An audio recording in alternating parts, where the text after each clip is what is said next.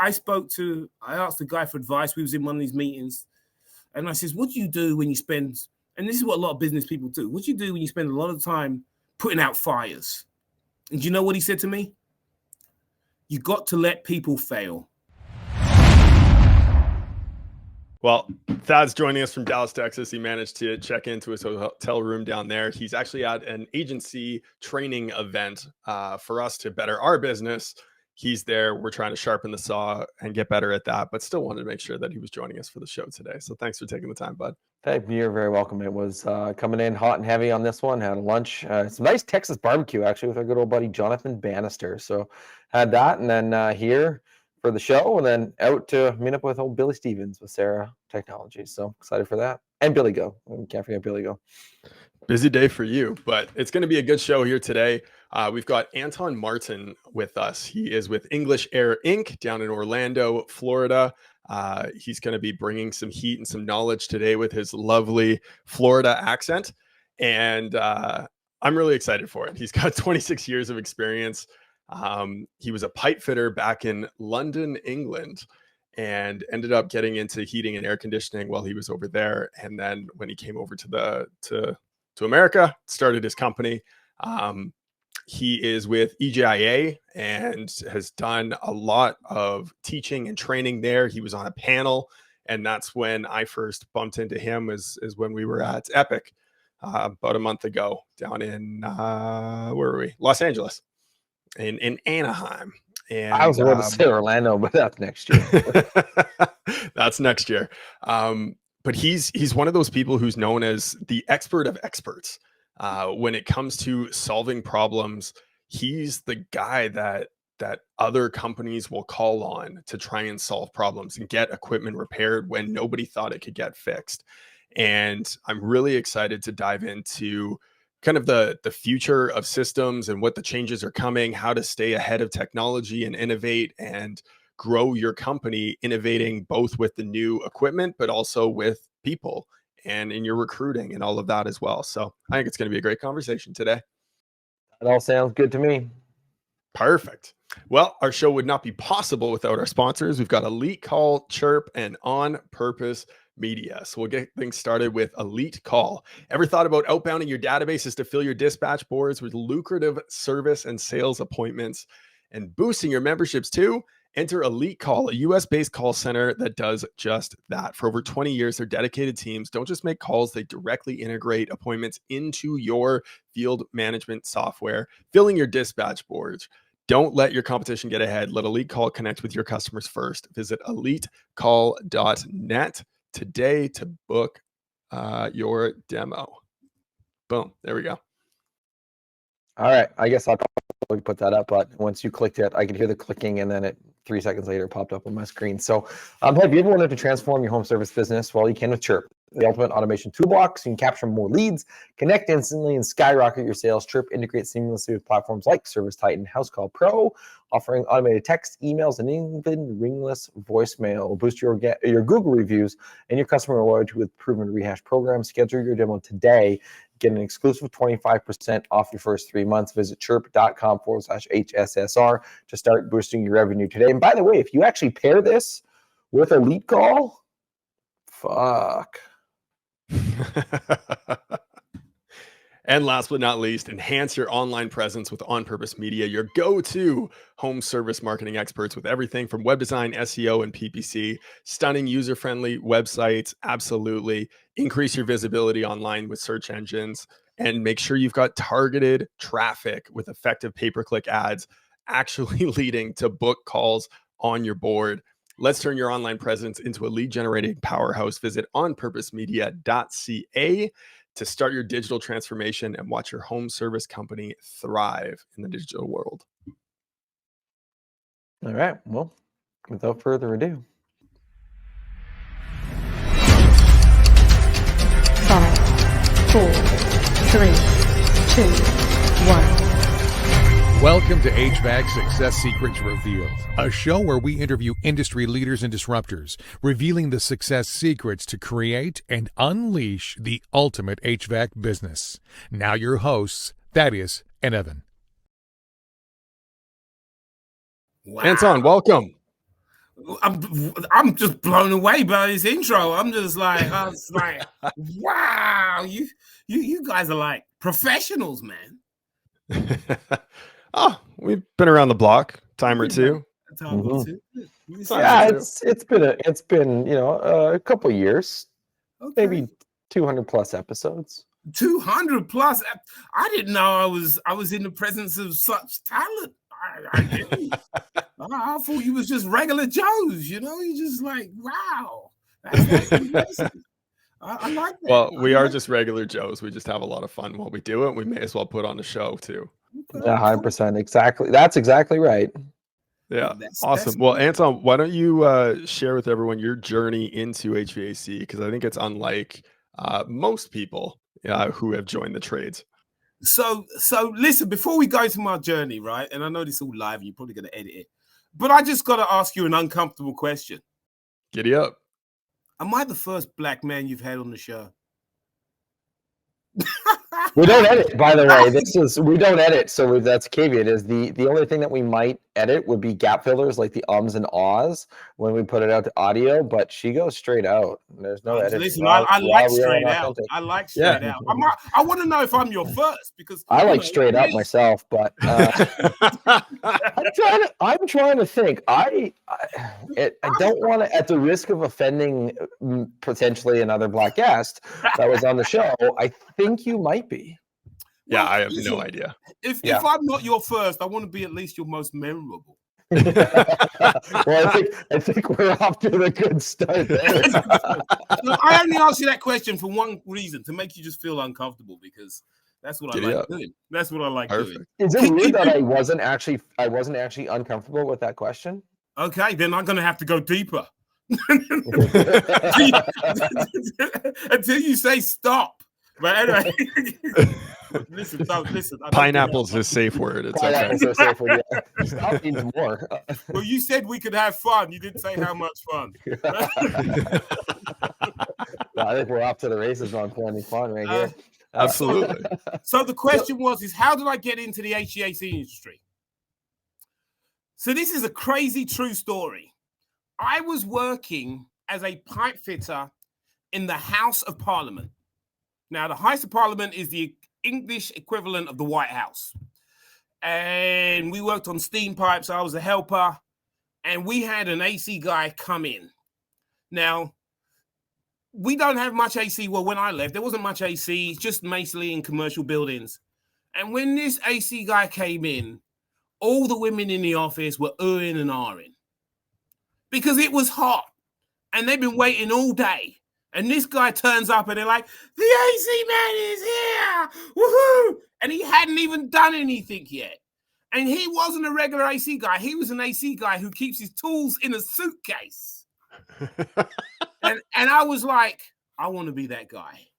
That's the guy I want to be. I want to be the guy that when he comes through the door, everyone is so happy to see him before he's even done anything at all.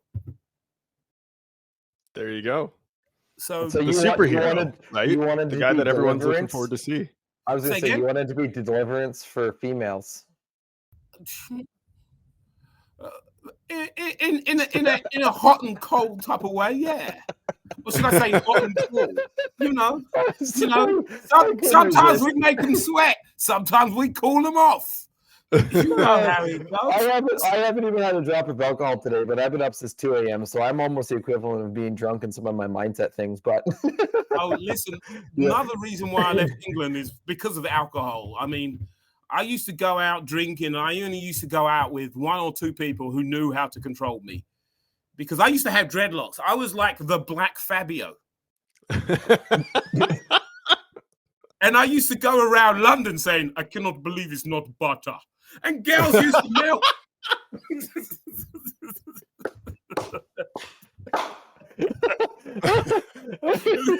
I'm sorry. You guys met yourselves yet?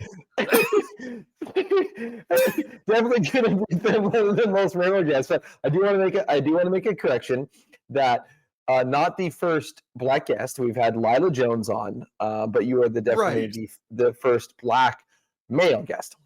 Oh, there you go. Okay. Yes. All right. Cool. Yeah. So there we go. So you've had some women. Now it's time for a man. Yeah. Yeah. Cool. So what's your All right. next? So why do they call you the Mr. Fix It? Or however Evan Who phrased told that The in the you beginning. expert's Is that expert. Who told the you that? Who told you that? Where'd you get that from? I The did my internet. research. You did some research, huh? You did some research. So, so I did used to have the nickname the expert's expert, and yeah, it is true. A lot of AC companies and manufacturers used to call us when everything had hit the fan, when people were threatening lawsuits, and we got in there. But I don't use that no more. And you know why? Because I'm trying to be humble in my old age. Not only that, all these other AC companies that we did work for and the manufacturers, a lot of times we come in incognito. Right. Like they didn't know it was us. Right. You know, you kind of had to know, hey, we got this issue. They're threatening. Well, you need to call English Air if you can find them. We were like the A-team. And, we played the music before we come in. Da, da, da, da, da, da, da.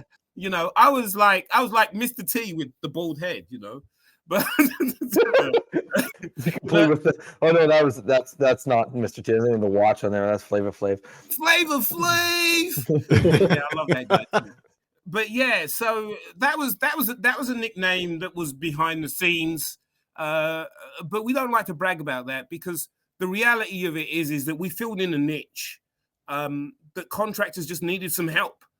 And, they didn't want to get embarrassed like, oh, yeah, we couldn't fix it and blah, blah, blah. Now, how did we get into that position? I'm a geek, man. I'm an AC geek. I eat and sleep AC. I just don't have the double rim glasses. You know what I'm saying? I love AC out the Yahoo. I do. It's like I love AC so much. I mean, there's actually pictures of me in magazines hugging AC units. I love them. Amazing. Now Ask me why I love them so much. Go ahead. Why do you love them so much? So there's two reasons. So when I was a pipe fitter, my old man says, come to America, man. I'll put you in school. You do AC at the Cape. They will fire the electricians. They will fire the plumbers, but they'll never fire the AC guys. And I was like, why, Dad? He says, because AC guys can do plumbing and electrical. I was like, wow. Not only that, people don't want to be hot. I was like, wow. The other thing is I started studying AC. AC is like everything. It's like physics. It's geometry. It's math. It's all the sciences and everything combined. I feel, do you guys familiar with the Avatar? Or do you have customer avatar? No, the Avatar, like the cartoon. Like there's I know airbenders. the movie. Yeah, the airbenders and stuff like that. Yeah, The yeah. airbenders. Are you familiar with the airbenders? Yeah. Thaddeus, I've been watching it with my Thaddeus, I'm son. seeing a blank on your face. No, I've watched the Avatar movie. That was about it. Okay, so Evan, I need you to educate Thaddeus after the movie about Avatar: The Last Airbender. You got it. So educate him and get him to watch the whole series, and then he can watch the movie, and then you can watch the Netflix remake. So if you ever watch the Avatar, there's three types of benders. One is earth, the other is water, then there's fire, and then what's the last one? Earth, wind, Air. fire, air. And I think as an AC guy, you do all four. I feel like we're the avatars. I feel like the avatar. That's what I feel like being an AC guy. I like my torches and I feel like I'm a firebender. And then I got a lacing pipe, I got to dig a hole. So now I'm an earthbender. You know what I'm saying? So I just feel like to be an AC guy, you almost have to master all the elements. Right. Well, it makes you 'cause there's some holistic. It makes you carpentry. holistic. Holistic, yeah. Yeah. Definitely. Yep, absolutely. Now you've dove heavily into inverter systems. Oh yeah. And wanting to solve problems, moving towards that direction. Why is it that you feel like inverter systems are the future when it comes to HVAC equipment? So I'm gonna tell you a crazy story. This is true. This crazy story is true though. When I used to have to travel a lot and I was on the road for a couple of hours, you're falling asleep. And I try to stay away from the caffeine because I'm super crazy hype as it is. I won't sleep for days. You give me half a cup of coffee. Well, I had this friend, and I'm going to just drop his name because I just love the man. His name is Neville Peters. Neville Peters is an Englishman amongst Englishmen, and he speaks exactly like this. And his name is Neville. Neville is a wonderful man. Now, Neville is an engineer, and he's an old school engineer. And he designed AC systems. He designed AC systems mechanical. He could design a whole hospital on pen and paper. So when on a long journey, I would talk to him. Now, his claim to fame is he actually, you won't believe this, but you can, I don't know if you'll find it, but he actually designed the recording studio that the Beatles made their music in mechanically. And he broke records when he did it because the sound level was so quiet in there. He went on and he ended up doing them for BB, the jazz musician. What's his name? BB Miles? No, he's passed now. He's a big guy. I'm trying to remember. And he did one for Gloria BB King. BB King. That's it. He did one for BB King. He did it for, and he ended up traveling the world doing this. Anyway, when I'm on a long journey, I give him a call and we talk about AC and we geek out. And he starts telling me about VRV, Variable Refrigerant Volume. And for those who are not in the crowd, Variable Refrigerant Flow. And it blew my mind what he was talking about. I went to a facility. Now, I hate to say it, but I'm a walking thermometer. And as I walk into a facility, I'm doing air tests, right? And I can almost tell you, yeah, I walked into this facility. It was about 76, 75%, 75 degrees. It was about 65% humidity. The filters were probably not changed as often as they should be. A little damp in the air. And then as I walked through, I walked into a room that was 75 degrees at 50% humidity. And the air felt crisp and clean and cool. And he said, this is the VRV system. And I was like, wow. It was a church. It was a church. And then they took us to a YMCA here in Florida. And I was blown away. Then I looked at this thing and I thought, wow, I saw a system that was a 10-ton system that could ramp down to about 15% capacity. That means I had a 10-ton unit pulling the energy of a 1-ton unit. It was like me walking into the Science Museum. I wanted to push buttons. I wanted to touch stuff. I wanted to pull out my gauges. You know how it goes. Us AC guys, we like to whip out our gauges every now and again. I wanted to pull out my gauges. I wanted to slap on my amp probe. And I wanted to see what this baby was giving us. And I started researching this stuff. And it was mind-blowing. And then I found out that Daikin invented this stuff 25 years ago. And I said to myself, why are we not doing this in America? The other side of this, and this is where it was like a perfect storm. We hit 2008 bubble. When we hit the 2008 bubble, we had a lot of the new construction people coming into the replacement market.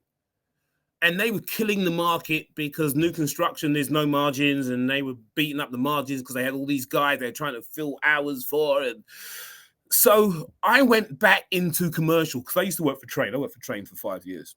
I went back into commercial and I realized this VRV is the future of air conditioning. At this time, there were 3 training labs in the whole country. And I flew out to California and I trained on this stuff and I fell in love with it. And it's mind-blowing. I mean, I've got a video that I really don't share of a hospital that put on a 10-ton VRV, and the 10-ton VRV is pulling less energy than an exhaust fan that's pulling poop out of the bathroom. A 110-volt exhaust fan. Is that mind-blowing? Mind-blowing. So this VRV is a mind-blowing, but people are scared of them. Mm-hmm. So why is that? Why is it that contractors are afraid? Why is it that they don't want to start implementing these systems? Why is it they're afraid to sell it? Why are technicians afraid to sell it? Well, first thing is that I hate to say it, but our industry is an old boys network. And this is the way I've done it for the last 35, 55 years. Beer can cold. There you go. You know what I'm saying? This is, I mean, Beer can cold. you charge it till it's beer can cold.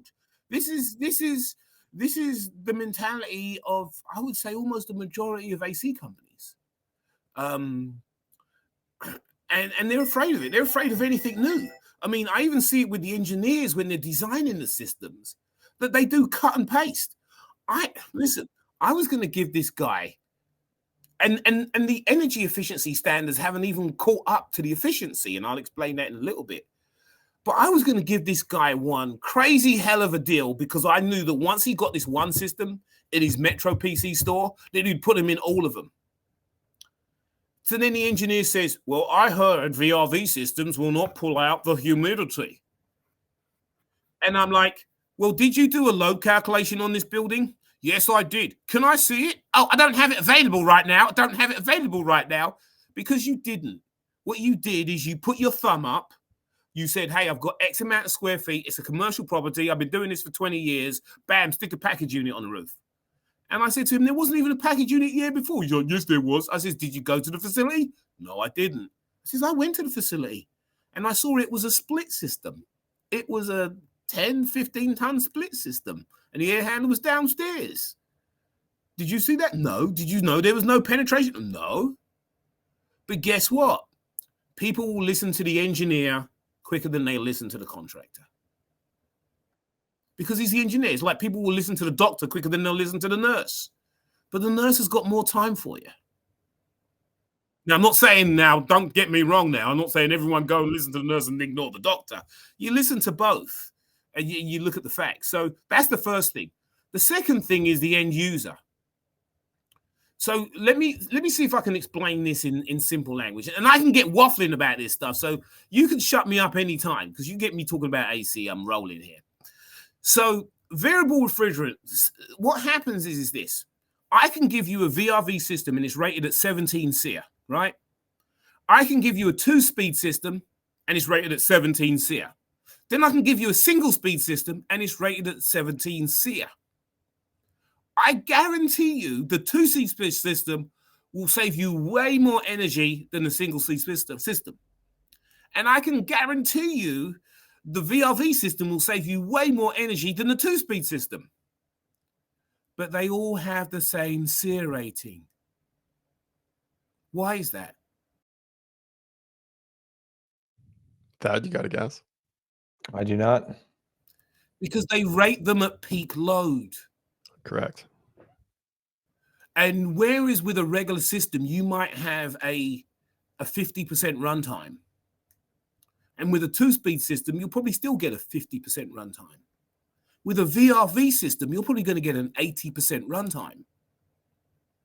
So guess what? Before peak has hit, it has removed most of the load already. Because guess where all the load is? All the load is in the moisture that's in the air. All the load is latent. I say it's similar to a car. So back in the day, I bought my wife a Tahoe. And I'm waffling here, and I'm going to get to this so you guys can get some words in edgeways. I bought my wife a Tahoe, and she's like, man, this thing drinks gas. I says, listen, you can pull off from the light and pull 4,000 revs, and you will suck all the gas out of the tank. But you can also do 70 miles an hour at 2,000 revs. So just pull off slow. And that's exactly what an inverter does. It starts up slow, which is where most of the energy is used on startup, and it ramps up according to the load. I never see a VRV running at full load, and that's where they rate it. Well, and it's about, I mean, in terms of how do we communicate this to a customer, it's all about comfort, right? Yes. Do you, when using the car example, when I was a comfort advisor, I would always use that as my example. Do you want the car ride where you're just flooring it and then it's nothing? Do you want it where you can go halfway or floor it or nothing? Or do you want that smooth transition, that smooth comfort all the way from 0 to 60? Right. Because if I'm going at this, because here's the thing, if I'm running at a lower rate, say if I've got a 3-ton system and it's only running at 1 ton, and it's running longer. Guess what it's doing all the time it's running? It's pulling moisture out the air. And comfort is not temperature. Comfort is humidity. Correct. Well, we've got a client that's down in Louisiana. So in the summertime, often they're dealing with 100% humidity. You guys in Florida, same thing. Big humidity issues in the home. A lot of mold that develops when you oversize or undersize equipment because it's not pulling that humidity out of the air. Yeah, yeah. And with the VRV systems, you can slightly undersize them because they will overperform. I had a commercial facility that had 16 tons of AC. One compressor had died, so we isolated and was running it on one because there was two condensers tied together. We ran it on 8 tons of VRV system for a year, and nobody noticed a difference. Until it got to the cool season that we could take the whole system down. Right. People don't know how good the VRV stuff is. So how do you get the message out further then? Because like if you're talking how good it is, how efficient it is, I mean, you think about electrification and even what's happening in some of the grid loads that are on there right now, like shit here in Alberta, up in Canada, we had a minus 35 Celsius, which was equal to minus 35 Fahrenheit at that point. And they actually had an emergency alert to say, turn off lights, save power. Our grid is at max. Like, I'm sure that we see that in California, they're starting to see some of that too, right, with electrification. So how does this message get out further? How does this message get out louder? How do more people understand the benefits of putting it into their house? Well, I think first of all, we need to do more podcasts. Hey.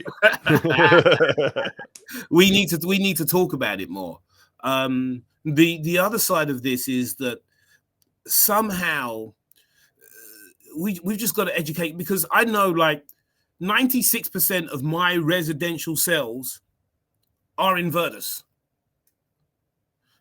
Because what I've done is I've said to my customer, where can I give you the best bang for your buck? If I look at my efficiency ratings, I have from 14 up to 20 SEER.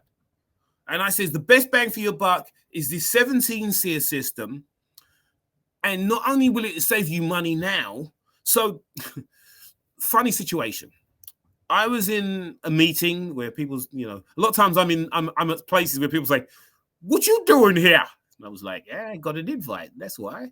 I got a big mouth, so people bring me along. I'm great for entertainment. But no, so I'm at this meeting and they say, Anton, do you use that $1,600 federal rebate? And I laughed. And they're like, why are you laughing? And I'm like, do you really want to know? They're like, yeah, tell us. I was like, I never use it. And they're like, why? I said, because I tell my customers, would you like a $1,600 rebate now? Or would you like to save $1,200 on your utility bill every year for the next 12 years? Lay up.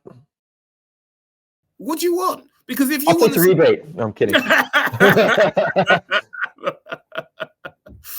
And anybody take the rebate and put it on black, right? I want my money now. So mathematically, anyone with any sense realizes that, but you've got to have the conversations. But I think too, you've got to get the fear out of it from the contractors, because if the doctor says, I want you to take this medicine, and he gives that medicine to the nurse to give to you, the nurse likes, I wouldn't take that medicine. The last guy who took that medicine, it was terrible. I wouldn't do it. Then you're going to be thinking twice. Yep. So the contractors have really got to look at themselves. But we're going into a market now, especially with the electrification, where everyone's more now green conscious and energy conscious, because energy conscious is smart building. So contractors need to educate themselves, and they need to educate their guys. It's not a VRV system is not a crash bam, thank you, ma'am system. And if that's what you want to do, that's fine. That's fine. But that's not what a VRV is, because one of the manufacturers, their compressor, they make their own compressor, and it will go from 52 hertz up to 230 hertz. So this thing can be squealing and running some high pressure, and so those lines are going to be clean. Those joints are going to be tight. So this is something that contractors have to differentiate themselves and just do a good quality job. And their customers will love it. And they'll tell their friends and they'll tell their neighbors. The next thing you know, they'll be doing podcasts, just like me. No, I wrote down it's a belief in sales, right? Mhm. And you used a health example, and I think that's brilliant because if you've got a health issue and you go to a surgeon, well, he's going to want to cut you open.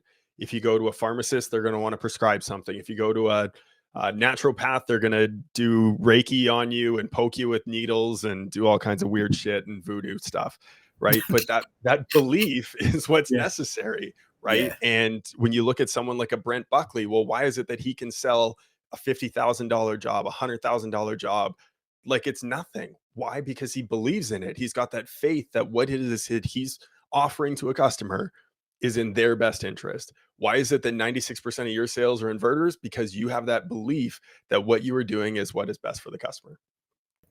And that's our goal. I mean, our goal is to deliver 5-star customer service and to give the customer what's best for them. And I think every contractor wants to give the customer what's best. And we have to go there and we have to realize that we are the experts and they're relying on us.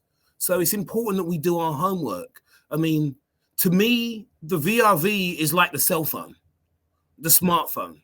When it first came out, people was like, no, I just need my phone to make calls.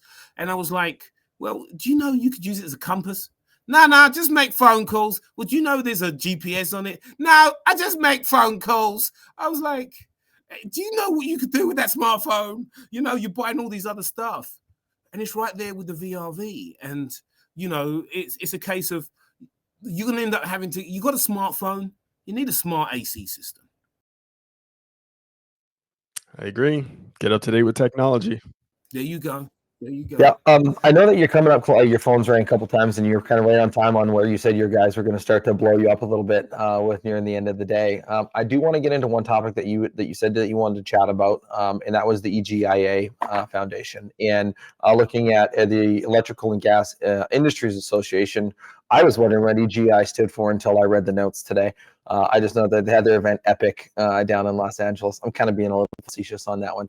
But now as a board of directors on there and working in through that, what are some of the things that I guess when you move into a board of directors for something that is a large of an organization, and that quite a bit of learning comes involved in that, quite a bit of experiences come involved in that, quite a bit of, I don't want to say the word power, but knowledge and experiences. I'm trying to think of the other word for power that I'm trying to think of, but obviously I can't. Influence. There we go. That's the right word that I'm looking for. Influence comes within that. And so walk us through the journey of what it's like getting into there and how the EGIA has helped you with where you're at in your business.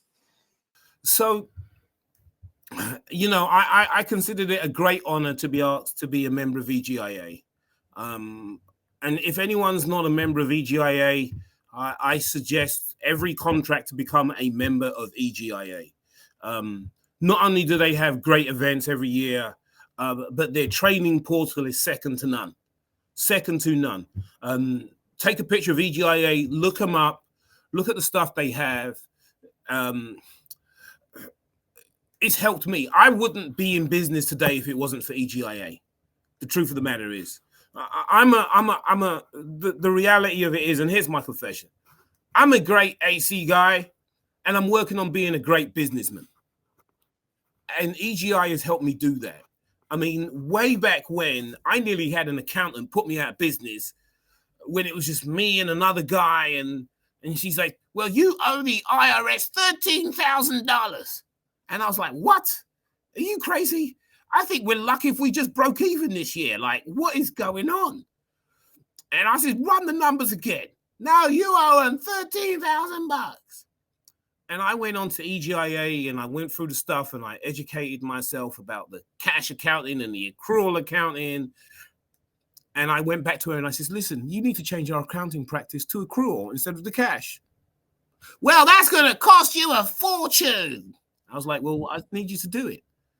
So she went and did it. She's like, well, it actually didn't take me hardly anything. There's no extra charge. I just had to move some stuff around. And now you only owe $3,000. That don't know. Wow. That paid for my membership, like for a few years. You know what I'm saying? just being able to educate myself on the business stuff. I didn't go to school for business. I didn't go to school for accounting. I'm an AC guy. And EGIA has taught me all those other things that I didn't know. And I've spent a lot of time in there learning that stuff, going to the classes, learning from other contractors, the stuff that I didn't go to school for. So when I got asked to be put on the board, it's my way of giving back.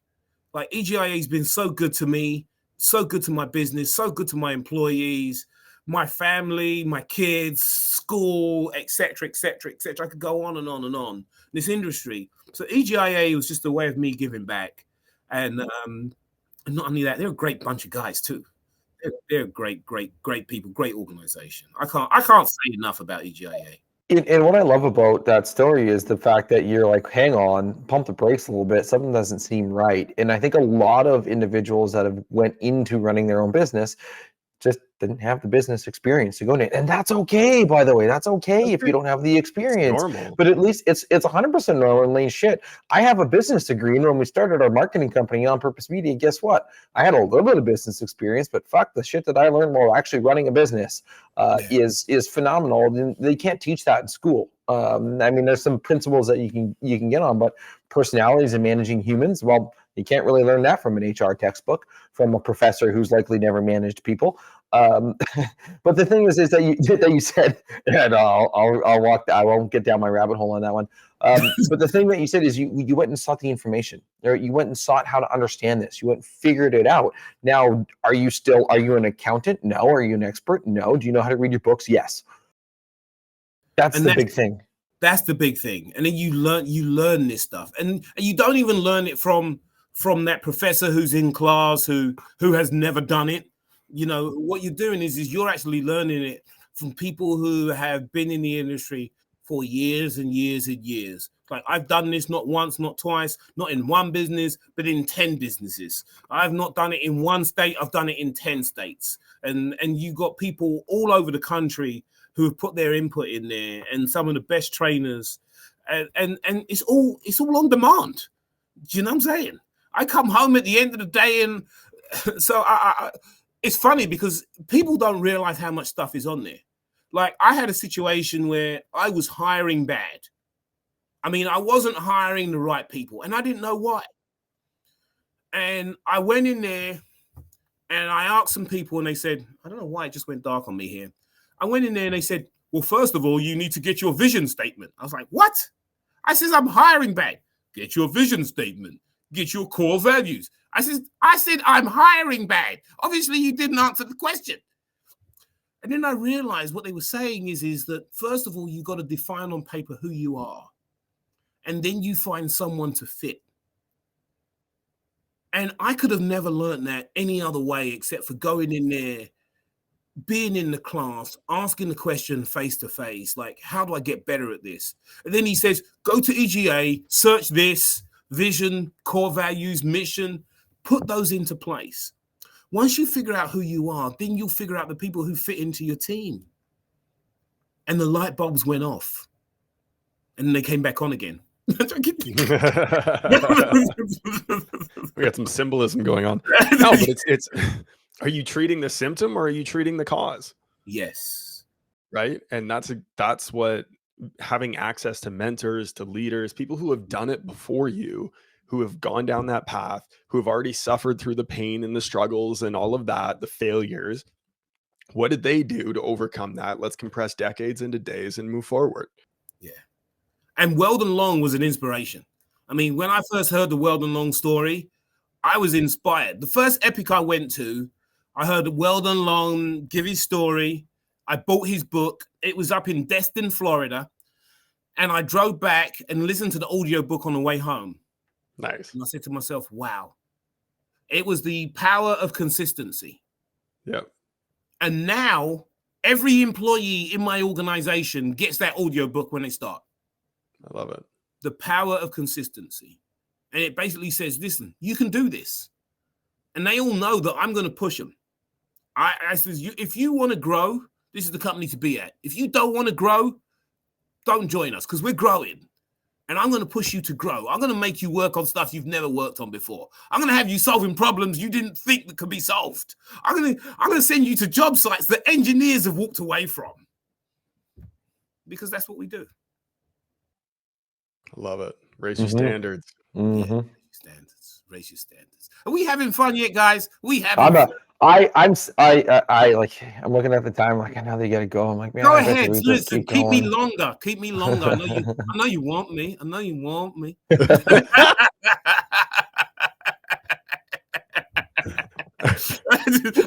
Sorry. I didn't one thing people that I don't think, I mean, obviously the benefits of joining an EGIA or look, any other best practice group for that matter. It doesn't necessarily have to be EGIA. Find one that you identify with that works for you, and you get the information to be able to help you and your business get there, because success leaves clues. And just following people that have done it, right? Might as well ride on the shoulders of people that have already been there and done that, because the experiences you're going to get are great. One of the things that I don't think often gets talked about is the idea of giving back, and the idea of being on a board of directors for something like an EGIA. What's that experience like while doing that, while also running a business at the same time? Well, what you learn from... So the mistake I made, when I started this business, I didn't plan to build this great, massive business and make... it was just the next step for me, you know? And then what happens, you do work, you just grow. So I built the business around myself, which I shouldn't have done. And going away and being involved in these things makes you have to go away and be involved in these things, which makes the business have to run itself.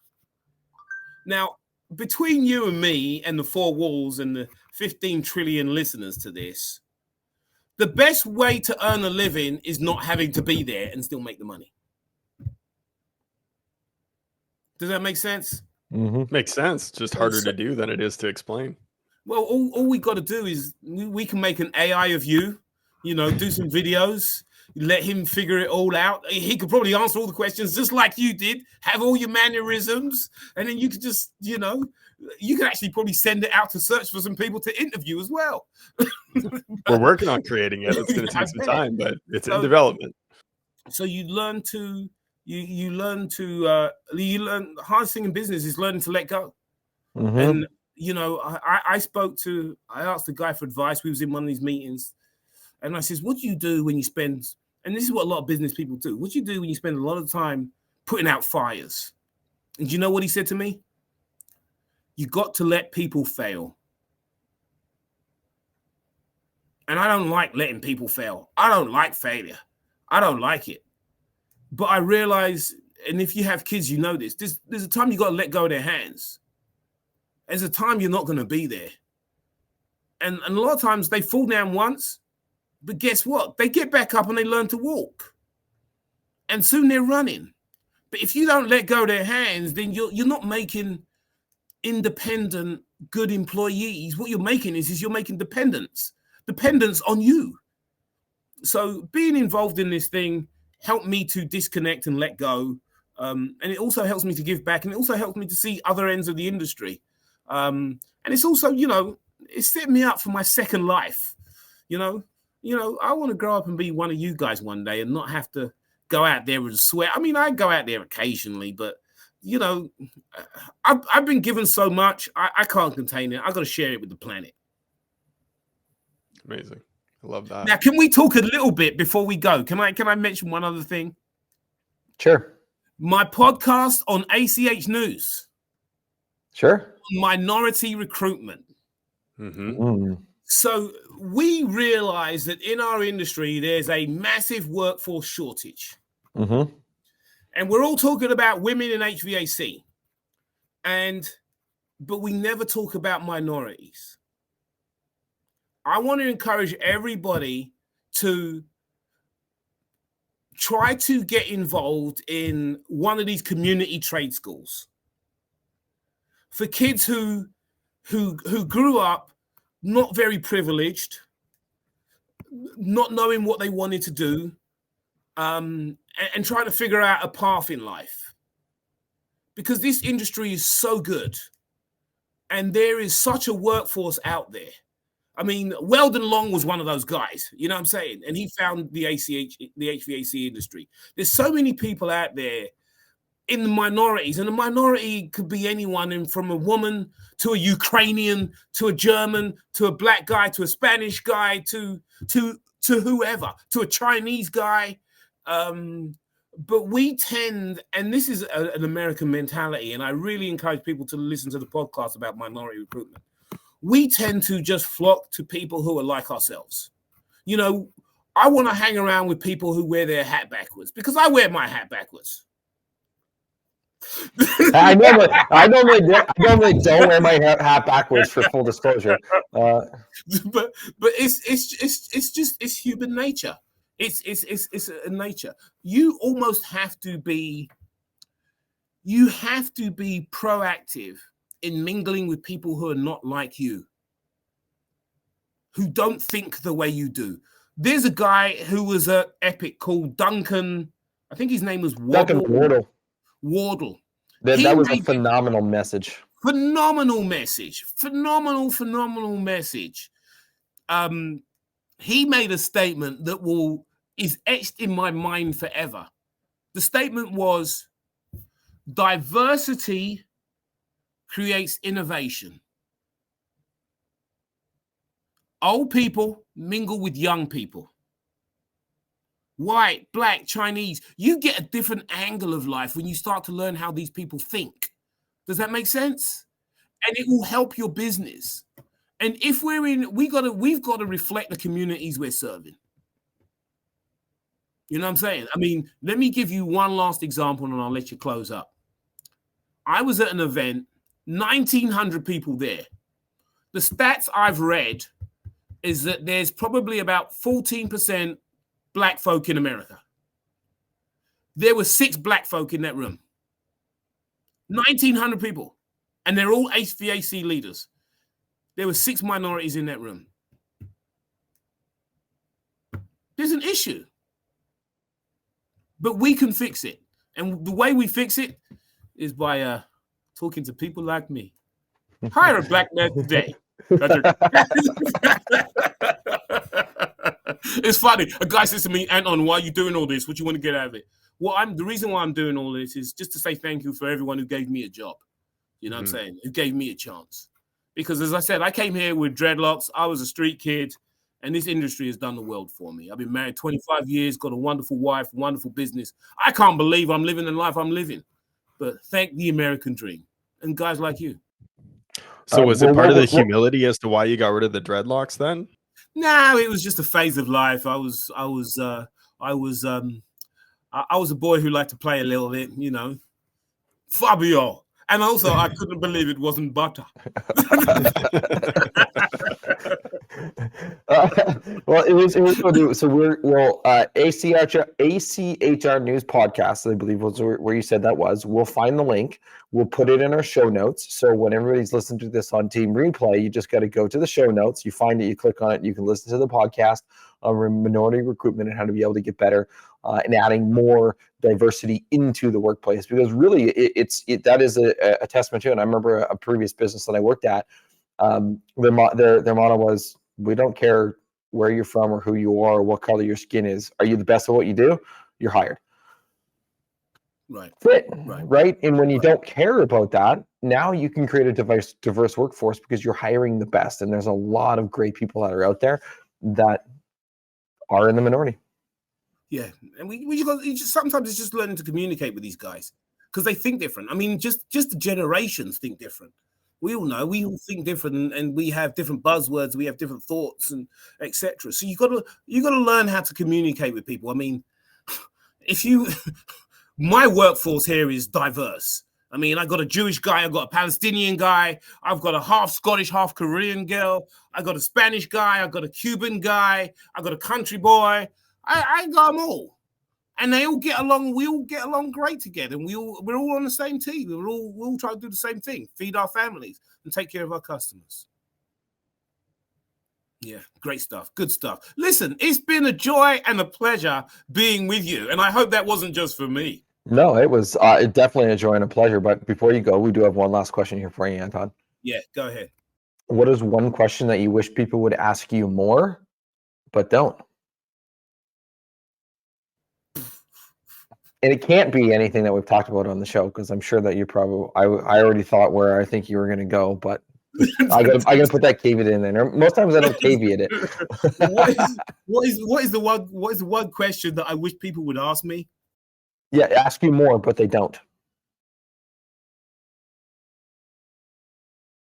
Can I put a VRV in my house? Oh, we talked about that already. Does that not qualify? Can we Yeah, put a that can VRV? qualify. That can qualify. So that's for a residential customer coming to you. What about another business owner? Or what about another person in working in the another trades? business owner. Yeah, or a technician or somebody else working inside the trades.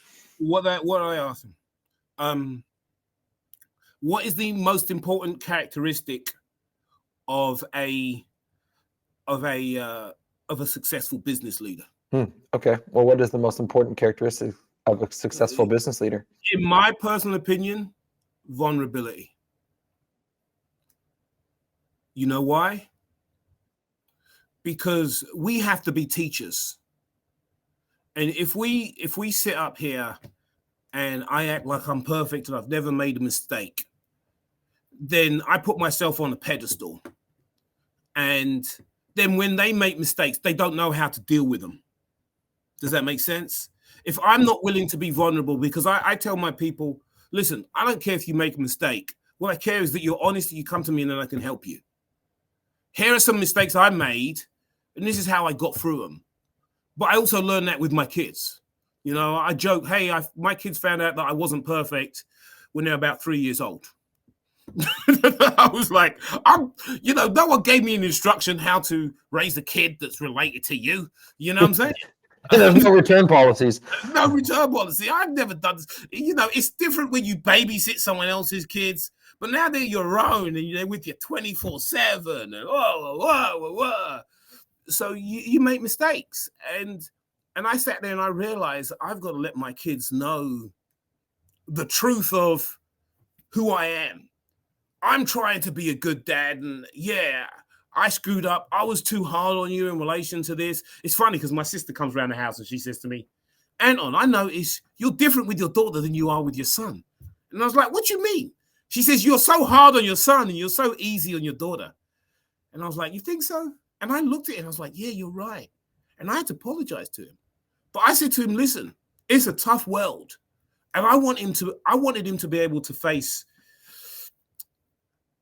I've been put down a lot in my life, but it just fuels me to get stronger. Matter of fact, I love it when people put me down. You know what I'm saying? Because it just lights stuff up in me. I mean, I turn into a beast, an animal. I turn into an animal. You know, I'm a soccer guy. So I wanted to try and instill that same mentality into him. And we'll be playing sports. And I'll be like, you ain't never getting around me. You ain't never gonna win. You ain't never. And I want him to have that fire and that tenacity that I have. But so can I ask you something on that? Yeah. Why don't you want her to have that? Well, the reality of it is that, and this is a very broad stereotype. We as men in the world tend to see the world as going at it. Women tend to see the world as coming to them most of the time. And that's a really, really broad stereotype. So women are like flowers and men are like trees. that's an old stereotype. It's an old stereotype, and it's not, so it's funny because, back in the day I got spanked. My my son got spanked, but my daughter really didn't get spanked. But the reason why she didn't get spanked is because she didn't want to get spanked. She saw him get spanked. She's like, I don't want to get spanked for nothing. So she fell off her bike one time. She don't want to ride the bike ever again. She was very delicate. She was like a vase and he was like a tree trunk. and I was a little bit too hard on him. Now, don't get me wrong. She's a tough cookie. And there's a lot of women who are tough cookies. And I think it's very important for people just to be themselves. I was told, oh, you'll never be a technician. Oh, you'll never do this. Oh, you'll never do that. But I think it's very important for people to be themselves. So Does that No, I answer- agree. I was just curious on, Yeah. why was it apologizing to him on being harder on him and not apologizing to her for not being harder on her? Well, she's also. So here's a funny thing. Like, and is she delicate because you weren't? Well, here's the thing. So here's the thing. So imagine this, right? My son is like stocky little dude, right? And I'm a pretty big dude. I'm not that big. I'm like 5'10", barely 200 pounds, but I'm pretty athletic. And we used to play soccer in our front room with my daughter, who was just a rake. So she goes in hard. She had to fight with me and him all day long, playing soccer in my front room before mum finds out. And we're pushing each other and I'm telling them to be careful. But she's a tough cookie. I mean, she's Good for her. because she grew up with a big brother. She is tough. And she still plays soccer. But here's the other side of it. She's more like me than my son is. My son is a lot more like my mum, my wife. He's more like my wife.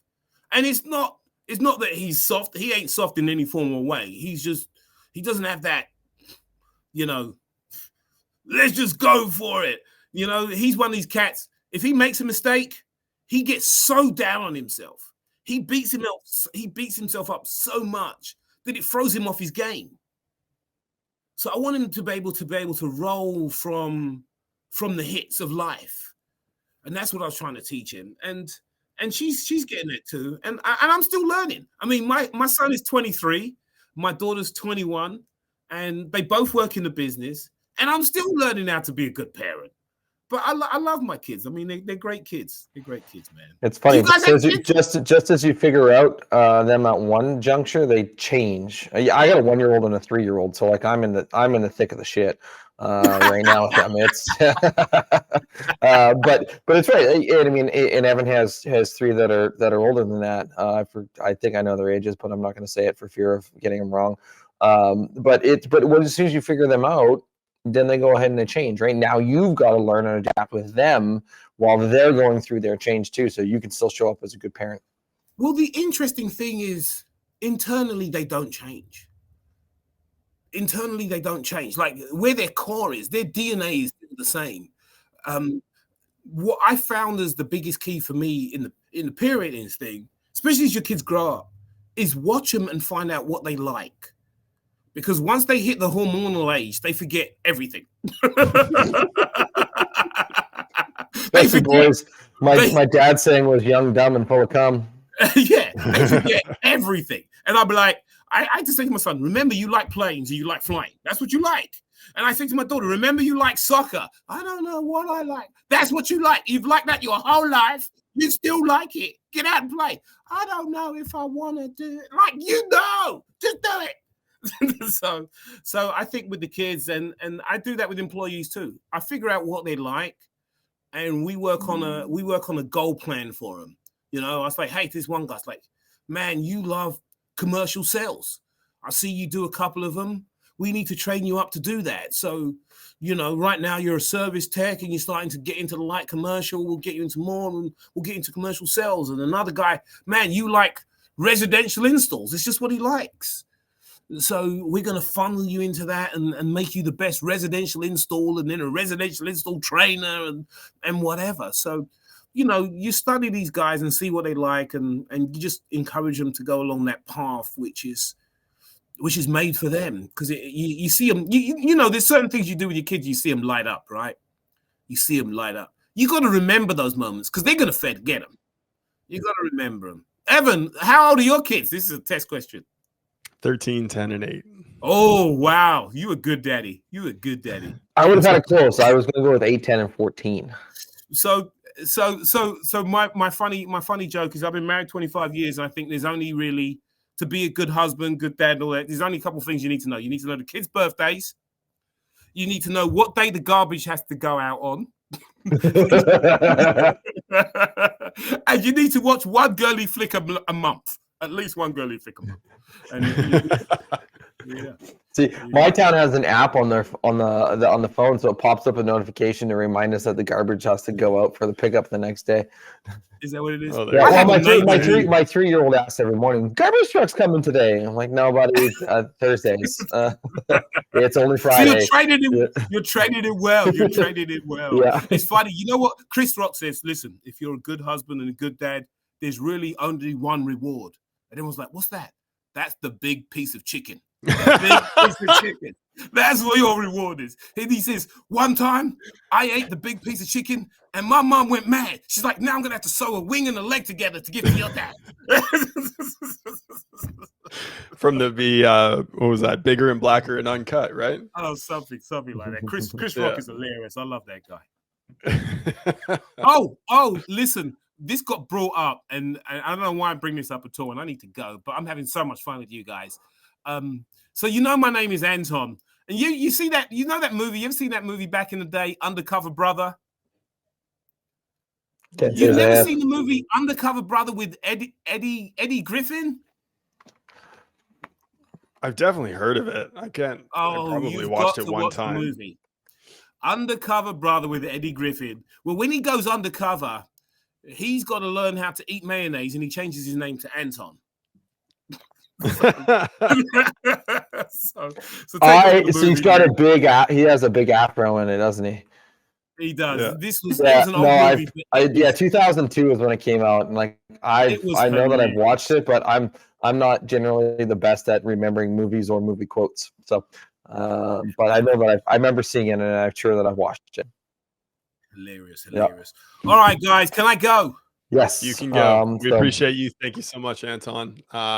Really quick, if people do want to get in touch with you, best place to do that, just reach out, office@EnglishAirInc.com. And of course, check out his website, EnglishAirInc.com, to learn more about their business. And if you want to learn more about the VRV systems from him, make sure you go check out EGIA.org as well, where I know they're putting out constant content around all of that, and a plethora of resources available.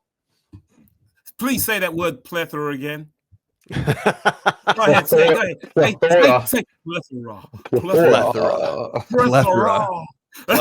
Sounds like a song. Plethora, whatever will be. Perfect way to end the show. Thank you. Thank you for singing. Thank you, Anton, for taking the time of your day, going longer than we originally anticipated and planned for. So thank you so much for that as well. The information and knowledge that you shared today was paramount, and there was a lot of great tangents that I had a lot of information to unpack. So thank you for dropping all those knowledge bombs. Hey, my pleasure. Thank you guys for having me. Anytime you want me again, I'm right here for you. And until next time. Cheers.